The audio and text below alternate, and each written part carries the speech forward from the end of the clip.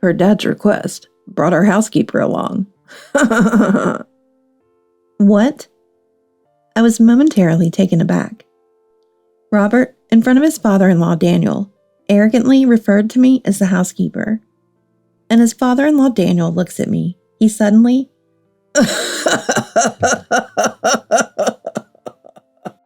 burst out laughing. What's the matter? I ask, and Daniel, trying to contain his laughter, says, Well, it's just hearing you were Robert's fiance. I imagine someone, well, this is a face of poverty. Would love to see your parents' faces. Feeling humiliated, I teared up and ran away from there.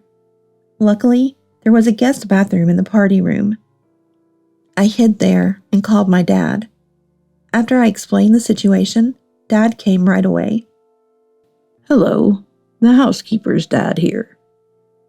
Oh, you are... Upon realizing who my dad was, Daniel and Robert began to panic. And they would soon face retribution from Dad and another helper who showed up later. My name is Sarah, and I work as a salesperson in a department store. At 40, I'm still single, but currently I'm dating someone. His name is Robert, 5 years my junior at 35. Dating the son of the owner of a music store that has a shop in the department store where I work does attract attention. That's why I kept my relationship with Robert a secret at work to avoid awkward situations. Our communication is mainly through messages. I always look forward to checking my mobile phone for messages from Robert during breaks. Today, I checked my phone. Let's go on a date on the weekend. And saw an invitation. Being in a fresh relationship, our time together was always exciting. Robert's house has a $1 million piano, as expected from someone who runs a music store. Robert has been learning piano since he was a child. I want you to see our piano at home, then I'll play something for you. That sounds wonderful. I'd love to hear you play. Robert is a really well-mannered, calm person. I enjoyed my time with him. Considering our ages, of course, marriage is on the horizon. That's when I received a date invitation from Robert. But I had to decline because my mom was visiting that day. Sorry, I have to be home because my mom is coming over. Then, 10 minutes later, Robert replied, Your mom is coming? I'd love to meet her if possible. After some thought, considering we were in a serious relationship, I decided it wasn't a bad idea to introduce him to my parents. I quickly agreed. That sounds good. I was thinking of introducing you to my parents eventually. I'll come pick you up in the morning. Really? That's great. I'm looking forward to it. Robert was happy about the prospect of meeting my mom. However, introducing Robert to Mom began to cast a shadow over our relationship. On the day Robert was to meet Mom, I went to pick him up in the morning. Today, since Mom came by car, there wasn't space for Robert to park if he came by car as well. Plus, I thought it would be nice to have a drink together if the conversation went well. So Robert came by bus today. Getting off the bus, Robert was dressed in a brand new suit. Perhaps freshly bought, appearing slightly nervous. I cheerfully greeted him to ease his nerves. Good morning, Robert. What's with the nerves? Good morning. I guess I'm just nervous about meeting your parents, Robert said with a tense voice, his face stiff. Don't worry. My mom is very friendly. As I said that, Robert gradually relaxed. Entering our condominium, Mom greeted Robert with a smile. As soon as Robert caught Mom's eye, he hastily greeted her. Hello, I'm dating Sarah.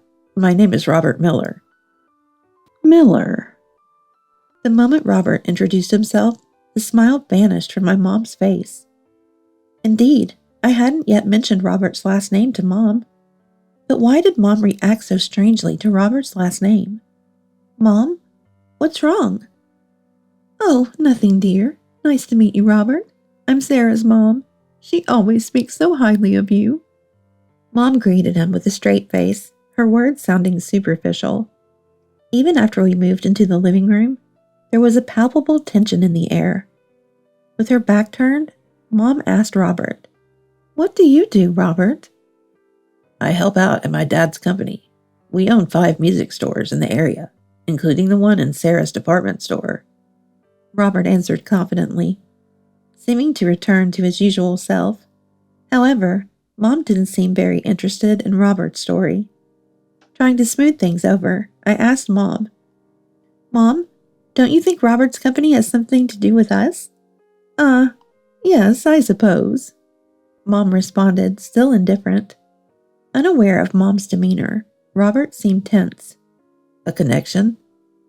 "I haven't mentioned this yet, but Mom is a violinist who graduated from a conservatory and now runs a violin school at home." "Really? Then there definitely seems to be a connection." Robert's eyes lit up as he said this. I was about to mention Dad too, but stopped as I sensed Mom's mood darkening. What bothered me was Mom's skeptical looks at Robert. Even though Robert was nervous, he began to notice Mom's dubious expressions. Just as I was about to break the ice, Mom turned to Robert and said, "I'm sorry, but could you please leave for today?" But he just got here." I was surprised at Mom's request, and Robert seemed uncomfortable. As he slowly stood up, Robert replied, "Understood. I'm sorry for intruding on your mother-daughter time." Though he said so, Robert's face showed displeasure. I intended to walk him to the bus stop, but was stopped at the door. "It's okay. I'll go back alone." "Robert, I'm really sorry." Even as I apologized, Robert left without turning back. What exactly did Mom dislike about him? Curious, I immediately returned to the living room. "Mom, what's the matter? What didn't you like about Robert?" I pressed Mom for answers as she was cleaning up in the kitchen. Mom turned around with a serious look and said, "I think Robert is a good person." "Then why?" As I was about to ask more, Mom looked at me earnestly and whispered, "It's hard for me to say this, but I can't support this marriage." "Why? Because I'm 5 years older?" "No, that's not it." Mom calmed me down with her response. "Can you listen to what I'm about to say until the end? It might be hard for you, Sarah." Sitting on the living room sofa, I listened as Mom explained why she couldn't support my marriage to Robert. It was more serious than I had anticipated, leaving me with mixed feelings. I understood why Mom couldn't support it, but my desire to marry Robert remained unshaken. "I understand how you feel, Mom, but I don't dislike Robert himself. It's not his fault. I want to see for myself." That meant I was also willing to meet Robert's parents. Mom looked worried but said, "I'm worried, but if you're that determined, I can't stop you. I believe in you, so do your best." "Thank you, Mom." And then I pleaded with Robert to meet his parents as well. Robert, seeming to have had the same intention, wore a happy smile. "Really? Wow.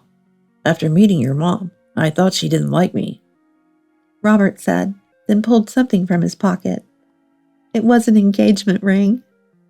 "Before anything else, let's get this conversation done with. Will you marry me?" Blushing at the sudden proposal, I had been waiting for Robert's proposal, and without hesitation, "Yes," I replied. And finally, the day came to visit Robert's home. I was nervous today. Robert came to pick me up in the morning, looking happy. "You don't have to be so nervous. My dad is very approachable." Yeah?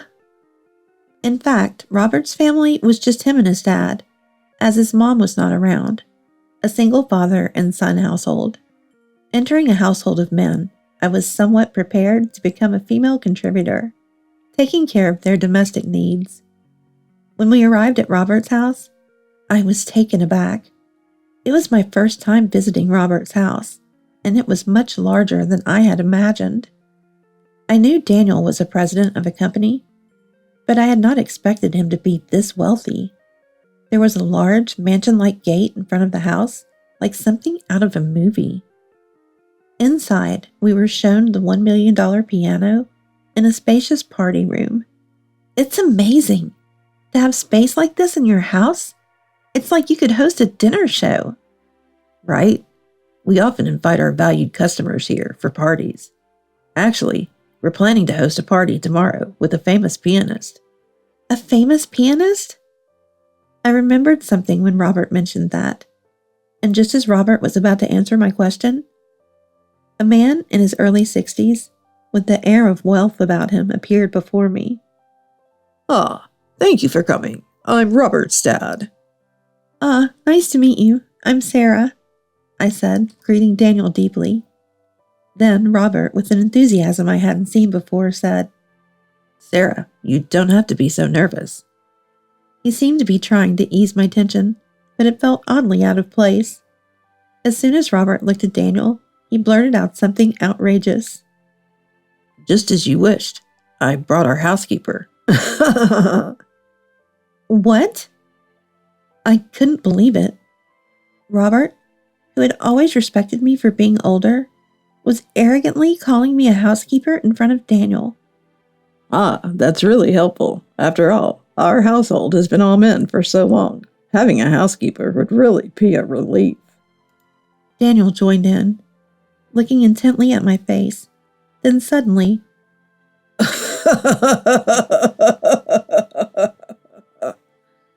he burst out laughing. What's the matter? I asked, and Daniel, trying to contain his laughter, said, Well, it's just. Hearing you were Robert's fiancé, I wondered what kind of woman you'd be. This is a poverty-stricken face. I'd love to see your parents' faces. I thought this joke was going too far. I looked at Robert for help, but Robert was smirking too. Well, Dad, a woman isn't all about her face. Plus, if she's a housekeeper, it's better to have someone who's a bit older than me who can work hard. Oh, by the way, wasn't Sarah's mom beautiful? Maybe she takes after her dad. What's that supposed to mean? Are you making fun of my face too, Robert? I was shocked by the unexpected turn of events. The kind Robert I knew, it was hard to believe he could change so much at home. As I glared at Robert, offended, Daniel asked me, Oh, your mom is beautiful, is she? I'm looking forward to meeting her. By the way, what does your dad do for a living? Come to think of it, I haven't asked yet. Daniel and Robert looked down on me with disdain. I didn't want to talk about my dad to such people. My dad is, well, he's always flying around for work, very busy. As I declared this, Robert smirked and retorted, Really? So your mom teaches some instrument and your dad travels around for work? Sounds like a busy, poor family. So, a dual income couple? So busy they hardly have time off together. Must be pretty poor. Finally, this father and son duo had started looking down, not just on me, but on my entire family. I ran away from there, tears welling up in my eyes. Luckily, there was a women's restroom in the party room. I hid there and called my dad. Knowing he was nearby due to his work. Dad? Hey, Sarah, what's up? Calling in the middle of the day? Dad answered the phone cheerfully. His voice bright despite his busy schedule flying around the world for work. Hearing Dad's voice after so long, I couldn't stop my tears. Dad, Hearing my tearful voice, Dad spoke kindly. It sounds like something tough happened. Take your time and tell me about it. I was so grateful for Dad's kindness. I told him everything that had just happened. I don't care what they say about me, but to speak so terribly about my family, I was so upset. After I finished, Dad said in a serious tone, I see. Stay right there. I'm on my way to you. What about your work? My daughter's trouble is more important. Work can always be paused. Don't worry. Knowing Dad was coming made me feel relieved. Thank you, Dad. You know how to get to the Millers, right? Of course. Dad said, and then hung up. I wiped away my tears and returned to where Robert and Daniel were chatting casually. Look who's back, Sarah. thought you'd left. Too bad. Since Robert's dad wanted to see my parents so badly, I've called my dad over, as you wished. At my words, Daniel sneered. Calling him over in broad daylight. He must really be free. A dull dad like Sarah, huh? This will be interesting. Daniel and Robert mocked, as if laughing at me, but I was no longer afraid of their taunts. Seeing Dad would surely shock Daniel. About 10 minutes later, Dad arrived. The doorbell rang, and Robert went to answer the door. After greeting Dad, Robert came back looking stunned. That guy is Sarah's dad. He's super rich. I looked towards the entrance where Dad was. Indeed, he was dressed in a fancy formal suit, probably for a rehearsal tomorrow. However, Daniel, disbelieving Robert's words, retorted, What are you surprised about, Robert? A dad coming to his daughter's fiance's house will try to look good. He must have borrowed that suit from somewhere. What are you talking about, Dad? He came in a luxury car that's hard to get. No one just lends those. Daniel grimaced and looked skeptical at Robert's words. Then Dad appeared and greeted Daniel. Hello, the housekeeper's dad here. Seeing Dad, Daniel dropped his wine glass to the floor in shock. You are. Daniel stared at Dad, astonished. Dad looked around the house. Oh my, such a large house and not a single servant. So you wanted Sarah, Robert's fiance, to be your housekeeper? No, that's not. Absolutely not. Daniel denied it hastily, waving his hands. Dad, observing Daniel's panicked reaction, said, Oh, was the story I heard from Sarah over the phone a misunderstanding? Something about Sarah having a poor face resembling me, her dad? No, that's well. Daniel was sweating, struggling to respond. Robert, sensing the seriousness, asked Daniel apprehensively, Dad, who exactly is this person? What's going on? Hey, watch your tone. This gentleman is Thomas, a famous first-class pianist, who will perform at our important party for valued customers tomorrow. At Daniel's words, Robert, too, was surprised. Really? Hey, Sarah, why didn't you tell me? I was just as surprised when Robert mentioned a famous pianist coming here. I knew Dad was going to perform at a party tomorrow, but I had no idea it was at this house. Robert shook his head vigorously in response to my answer. That's not it. I'm asking why you kept it a secret that your dad is Thomas. Well, Robert, you always talk about yourself. I never got the chance to mention my own story. Thinking about it, Robert always did seem to boast about himself. Whenever I tried to share something, he would quickly turn the conversation back to himself. Besides, after the way you insulted me earlier, I was even less inclined to talk about my dad. All you do is blame others for your problems. Robert was angry, putting the blame on others. Daniel, too, snapped at me. Sarah, even if you are a famous pianist's daughter, isn't it common sense to mention your parents' professions before visiting your fiancé's home? Thinking about it, he might have a point. I was at a loss for words. Then, as if to rescue me, Dad intervened. Well, that may be true, but then, Mr. Miller, are you saying you intended to treat her as a housekeeper, as you mentioned earlier, if she wasn't my daughter? Dad was not to be outdone. Daniel was left speechless by the question. Seeing Daniel's confused expression, Dad said with a laugh, Well, no matter the intention, it's clear that after marriage, the household chores would inevitably fall on her. And what do you mean by that? Dad looked around at the house and said, Rumor has it that no housekeeper stays here long. They leave because the master is difficult to please, and the son tries to woo the young housekeepers. Indeed, the mansion was large, but not a single servant or housekeeper was in sight. The party room had been cleaned, probably in preparation for tomorrow, but the rest of the house was noticeably dirty. I looked at Robert, trying to confirm his feelings once more. Robert, did you really decide to marry me with the intention of making me a housekeeper? I truly loved you. Robert just looked down, silent, then muttered after a while. I had no choice. No choice? So any housekeeper would have done? Not just me? Robert wouldn't meet my eyes. Seeing this, Dad spoke sternly. So, you didn't truly love Sarah. In that case, we'll consider this engagement dissolved. Wait, please. Robert was taken aback, but Dad seemed firm in his decision. There's no need to wait. Furthermore, Mr. Miller, given the circumstances, I'll also withdraw from tomorrow's performance.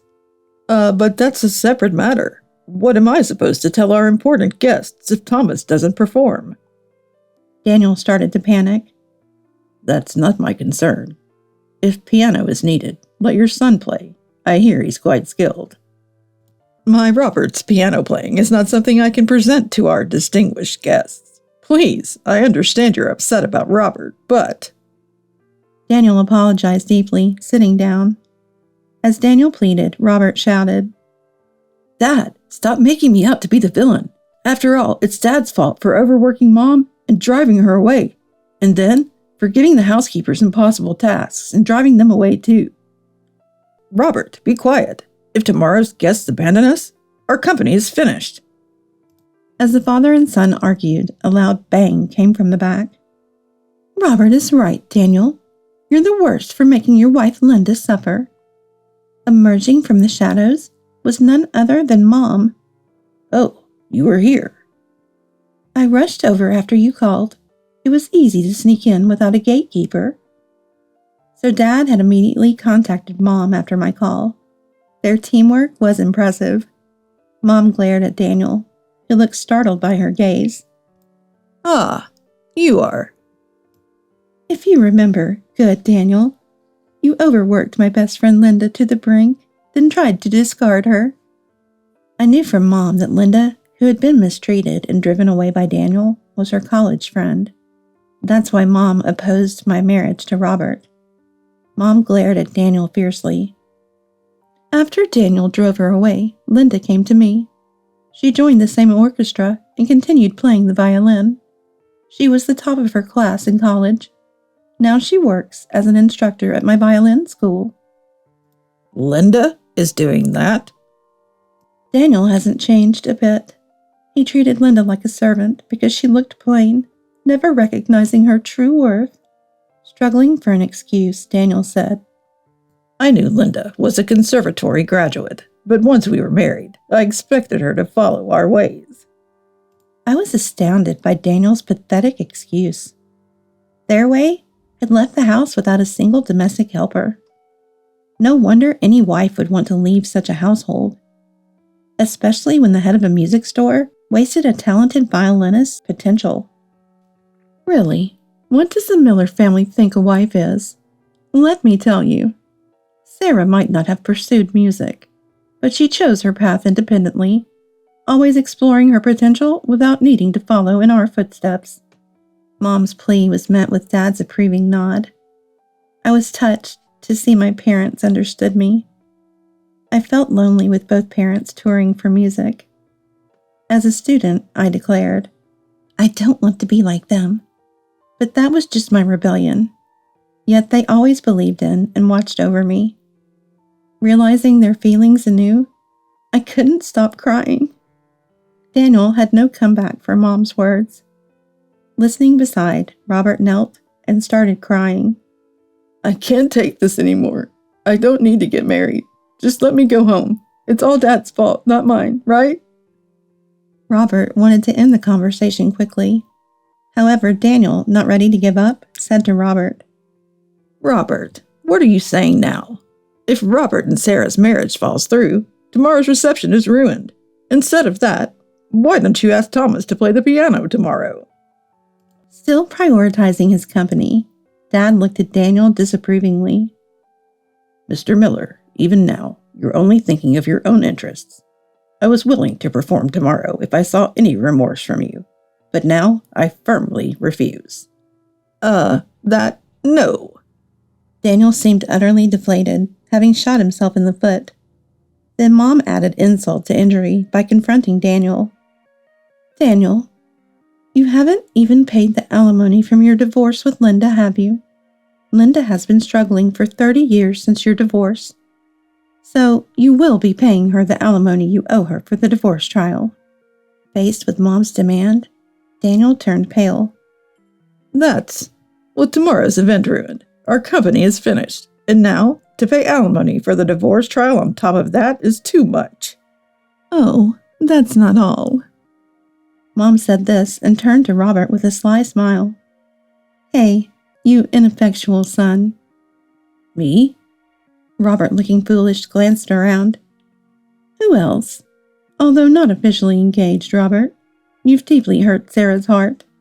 You must pay her damages for breach of promise to marry." No. The house's finances are all managed by Dad, so please ask him." Robert really was, just as Mom described, an ineffectual son. But Daniel was shaking his head, refusing to take responsibility. "Robert, that's your problem. Sort out your own damages for breach of promise to marry." "That's impossible. It's all your fault for putting me through this mess." The pathetic argument between father and son continued. The spectacle was so ridiculous that my parents and I couldn't help but laugh loudly.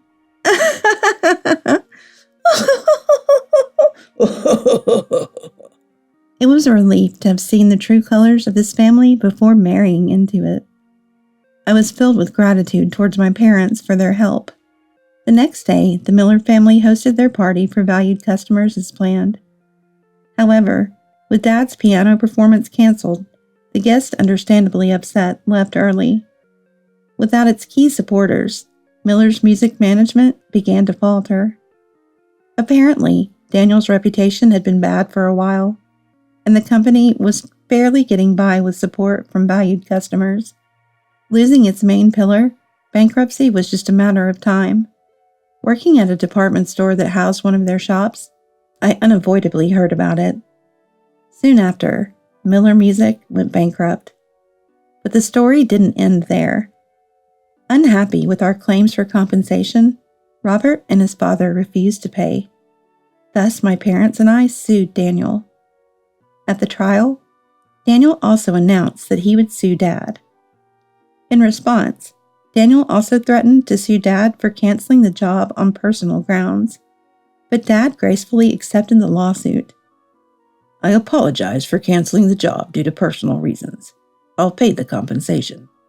So, Mr. Miller, please also proceed with your payment." I see, so that's what it was. This move seemed to corner Daniel, making it hard for him to refuse our claims. Eventually, Daniel begrudgingly paid Linda the divorce compensation, and I received damages for breach of promise to marry from Robert. Following their bankruptcy, Robert and Daniel had to sell their house and the $1 million piano. The two disappeared from public view, losing everything. Later, there were sightings of Robert working as a cleaner at hotel party venues at night. However, it is said that both of them were working as cleaners during the night when no one was around. This experience made me resolve to reconsider my life. I had often rejected the idea. It's good that your parents are great people. Proud of my independence, I wanted to distance myself from their shadow. However, I now realize the true value of having wonderful parents. I decided to attend Dad's concerts, something I had never done before. Today was Dad's birthday concert. Mom and I were there to enjoy Dad's performance. Hearing Dad's piano live for the first time in years warmed my heart.